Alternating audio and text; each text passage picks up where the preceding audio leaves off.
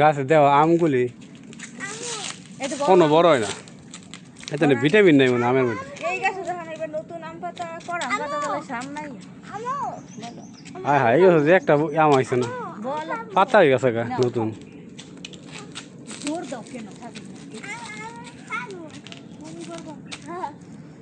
বাবা এগুলো ছোটো ছোটো, এগুলো ফাইরো না। এটা কসুর ওষুধ দেখো হয়েছে।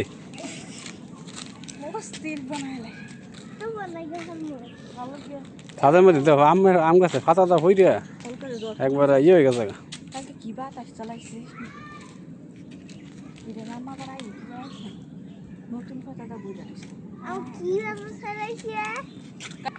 হয়েছে তো, হ্যাঁ হ্যাঁ গাছে কত বড় বড় আম হয়েছে।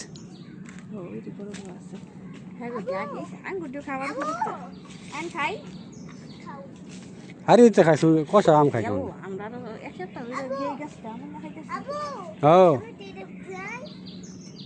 কেরো ঘুরাও না, ওইটা না, নিচে ঘুরাও, নিচে খারে ঘুরাও।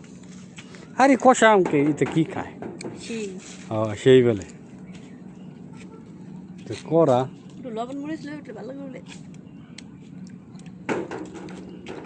লবণ মরিচ একটু বড় হইলে তো মজা লাগবে ভর্তা বানায় খেলে।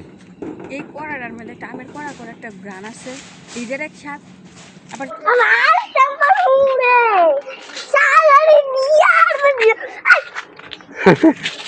সালুরিস না, আরে সালুরিস করে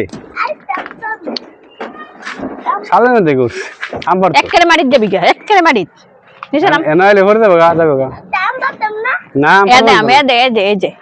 এই যে তুমি আইও, ওই এনো আছে আই আন এখানে আসো, আব্বু কুল আঙ্গাই দিবা, আসো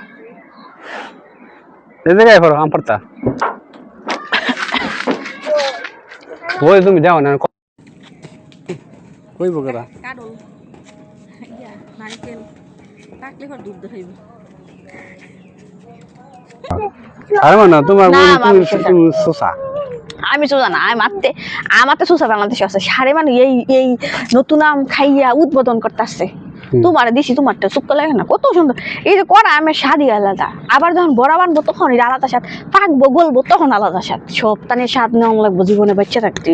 ওই যে একে ফাঁক না আমার কাছে আম খামু, এই স্বাদ আঙ্গো নাই, সব স্বাদ খেতে চাইবা।